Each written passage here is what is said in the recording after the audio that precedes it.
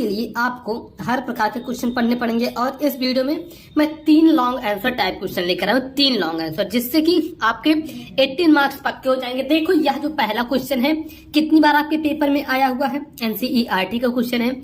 2013 में आया है, 14 में, 15 में, 16 में, 17, 18, 19, 20 और 22 में। ठीक है, देखो कितनी बार आपसे आपके बोर्ड परीक्षा में पूछा गया है, तो आप लोग समझ ही सकते हो कि आखिर कितना ज्यादा महत्वपूर्ण क्वेश्चन है। और ऐसे ही करके आपके 3 क्वेश्चन इस वीडियो में मैं पूरे कवर कराने वाला हूँ। पूरे 3 क्वेश्चन अच्छे से आप समझ लेना, वीडियो को पूरा देख लेना। देखो अगर आप अभी से छोड़कर चले जाओगे तो आप अच्छे से समझ नहीं पाओगे, या भी मैं कहता हूँ। ठीक है, तो आप वीडियो को देखते रहो, मैं आपको यहाँ पर समझा देता हूँ। क्वेश्चन जो है समजातीय श्रेणी क्या है, उदाहरण के साथ समझाइए। अगर आपको पता भी है समजातीय श्रेणी क्या है तो एक बार आप रिवीजन के लिए देख लो, आप रिवीजन क्लास समझ के देख लो, ताकि आपको अच्छे से समझ में आ जाए और आप कहीं पर भी कोई भी पॉइंट मिस ना कर पाओ। समजाति, देखो समजाति आपको नाम से लगा समान जात के, मतलब एक ही प्रकार के। तो देखो कार्बनिक यौगिकों का वह समूह जिनका सामान्य सूत्र एवं क्रियात्मक समूह एक समान होता है उसे समजातीय श्रेणी कहते हैं। मतलब कार्बनिक यौगिकों का वह समूह जिनका सामान्य सूत्र और क्रियात्मक समूह, सामान्य सूत्र मतलब जो एक सूत्र होता है ना, CnH2n, एक होता है CnH2n+2, एक होता है CnH2n-2। ठीक है, ये जो होता है इसमें आपको करना है। तो कार्बनिक यौगिकों का वह समूह जिनका सामान्य सूत्र एवं क्रियात्मक समूह एक समान होता है उसे समजातीय श्रेणी कहते हैं। ठीक है, अब देखो उनके सदस्यों को समजात गण कहते हैं। अब उनके जो सदस्य होते हैं उनके सदस्यों को हम समजात गण कहते हैं, इतना आप ध्यान रखना। और देखो जैसे हमारे पास उदाहरण में है तो हम उदाहरण में भी कुछ देखते हैं कि एग्जाम्पल क्या है। एग्जाम्पल जैसे देखो मेथेनॉल, एथेनॉल, प्रोपेनॉल। अब यहाँ पर हम समझेंगे इसमें समझने वाली बात क्या है कि जैसे मेथेनॉल हो गया CH3OH, मेथेनॉल हो गया CH3OH, और एथेनॉल हो गया CH3CH2OH, और इसमें हो गया क्या, प्रोपेनॉल में CH3CH2CH2OH। अब आप कहोगे कि अच्छा इसमें तो भैया यहाँ पर क्या दिया है CH3OH और इसमें है CH3CH2, यहाँ पर है CH3CH2CH2। तो इसमें देखो अब इसके हिसाब से हम समझते हैं सामान्य सूत्र, सामान्य सूत्र मतलब CnH2n, सभी का सूत्र समान है। क्योंकि देखो मेथीन, एथीन, प्रोपीन ऐसे नहीं है ना, तो मेथेन, एथेन, प्रोपेन की तरह है, ये सिंगल बॉन्ड इसमें है। और लास्ट में OH जुड़ा है, क्रियात्मक समूह ऑल जुड़ा है, तभी तो ना ये मेथेनॉल, एथेनॉल, प्रोपेनॉल, लास्ट में OH जुड़ा है हमारा क्रियात्मक समूह। इतना आपको समझ में आ गया? अगर आपको इतना समझ में आ गया हो तो अब हम बढ़ते हैं इसके आगे। देखो इसके आगे क्या है, समजातीय श्रेणी के सदस्यों के निम्न लक्षण है। देखो समजातीय श्रेणी के सदस्यों को निम्न लक्षण कौन कौन से हैं मैं आपको ये बताता हूँ।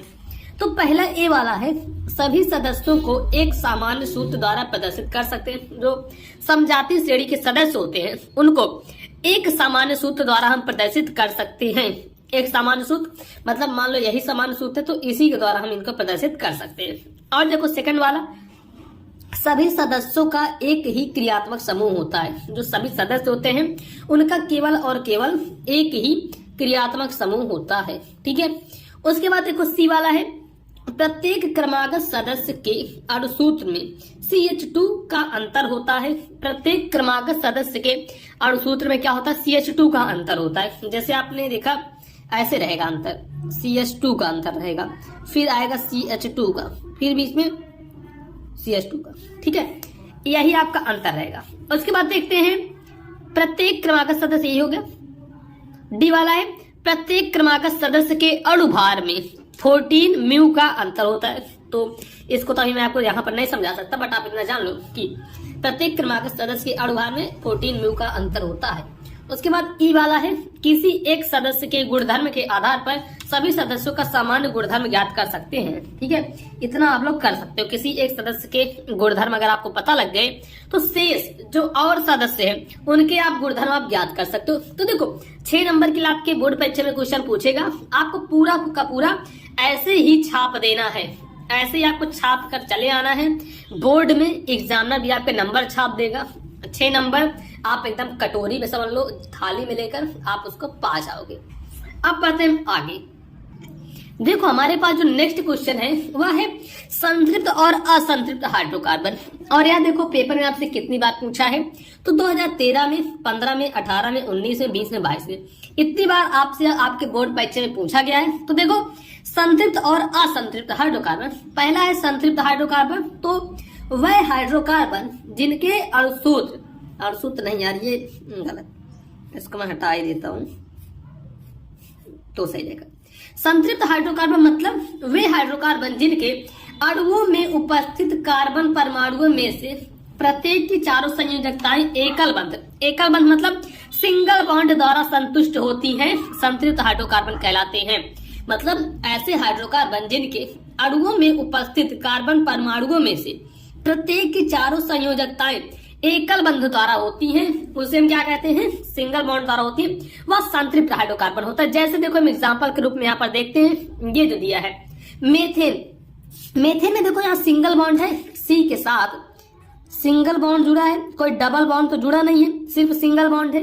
और यहाँ पर भी अगर हम देखें तो यहाँ भी देखो डबल बॉन्ड नहीं है, सिर्फ सिंगल बॉन्ड एथेन में भी। और अगर हम प्रोपेन में देखें तो प्रोपेन में भी हमारा सेम है, तो यह देखेंगे। उसके बाद देखो इनका जो सामान्य सूत्र होता है वह क्या होता है, इनका देखो सामान्य सूत्र CnH2n+2 होता है। इनका सामान्य सूत्र CnH2n+2 होता है।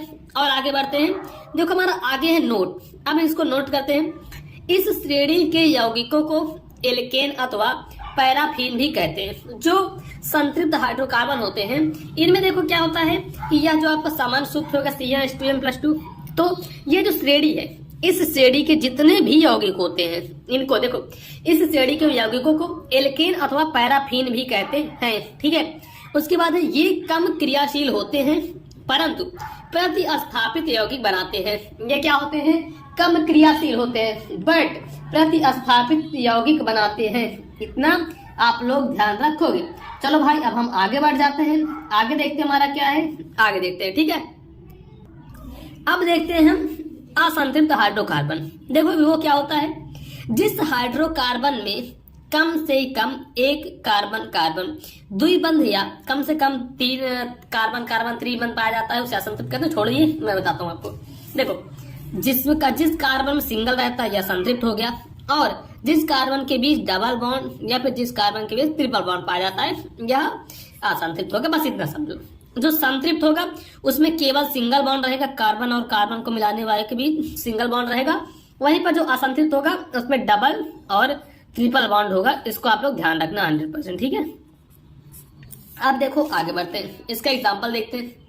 इसका एग्जाम्पल कैसे होगा, कार्बन के बीच डबल बॉन्ड है यहाँ पर और यहाँ पर ट्रिपल बॉन्ड है। अब इसको हम क्या बोलते हैं, इसको बोलते हैं एथिलीन, इसको बोलते हैं एसिटिलीन। और असंतृप्त हाइड्रोकार्बन के 2 भाग होते हैं, एल्कीन अथवा एल्काइन। तो ये देखो जो द्विबंध वाला है यह है आपका एल्कीन, और ये जो त्रिबंध वाला है यह हो गया एल्काइन। ठीक है, अब देखते हैं इसके बाद। अब देखो हमारे पास यह जो नेक्स्ट क्वेश्चन है वह है मिश्र धातु किसे कहते हैं।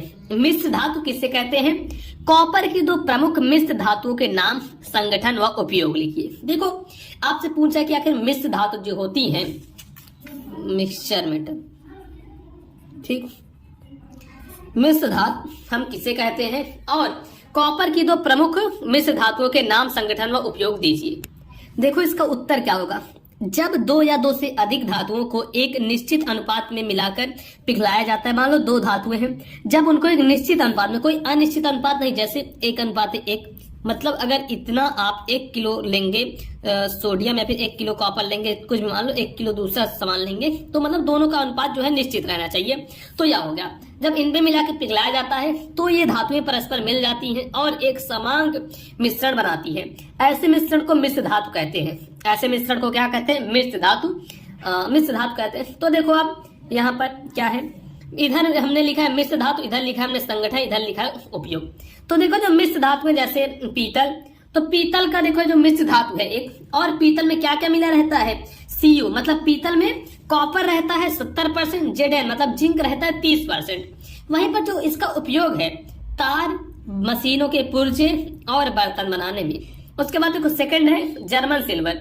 जर्मन सिल्वर जो है इसका देखो संगठन क्या है, Cu जो कॉपर रहता है 50%, Zn जिंक रहता है आपका 35%, और Ni मतलब निकिल 15% रहता है। और देखो इसका उपयोग बर्तन बनाने में, मूर्तियां बनाने में इसका उपयोग किया जाता है। तो एक मैं आपको बताना चाहता हूँ कि 3 क्वेश्चन मैंने देखो कितनी जल्दी आपको खत्म कर दिया, वो भी लॉन्ग क्वेश्चन। अब यहाँ पर पता है मुझे कि हाँ आपके पास टाइम कम है, इसलिए मैं जल्दी जल्दी का मतलब ये है कि आपको समझ में तो पूरा आता ही है, और इसी तरीके से मैं समझाता हूँ कि आपको पूरा समझ में भी आ जाए और जल्दी भी थोड़ा हो जाए, क्योंकि टाइम आपके पास बहुत ज्यादा कम है। मैं नहीं चाहता कि आपका टाइम वेस्ट हो।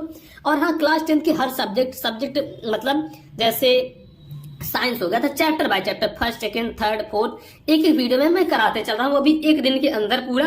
तो आप लोग उस प्लेलिस्ट को जाकर जरूर से देखें। वीडियो आपको अच्छी लगी हो तो वीडियो को लाइक कर दो, चैनल पर नए आए हो तो चैनल को प्लीज आप लोग सब्सक्राइब कर दो। इसी प्रकार के कंटेंट आपको इसी चैनल पर मिलते रहेंगे।